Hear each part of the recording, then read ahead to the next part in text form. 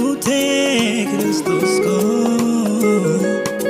karajjireenya dhugaa taateetu micha dhiiga kee naraarsitee fayyisaa koo jaalala koo fundumaa dhiisteetu teessoo binaatti gadi buute Kristos ko karajjireenya dhugaa taateetu micha dhiiga kee naraarsitee fayyisaa koo Madau kin fayeni jirade ani doguma digni kin kulle setu navlate birmaduma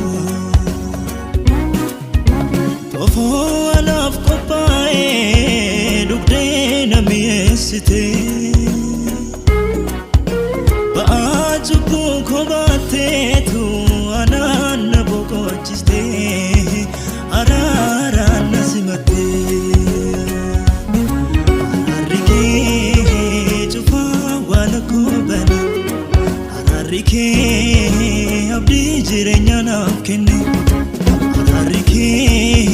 debise tunajrachise ararike chubuti nafayise ararike chufa wala kubana ararike abdi jirenya nafkenne ararike debise tunajrachise ararike lubu natti debise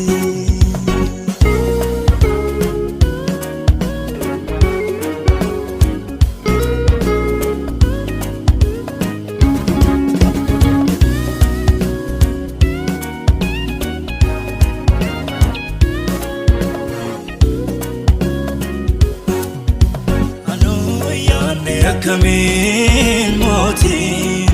ulfina sadi se gadboa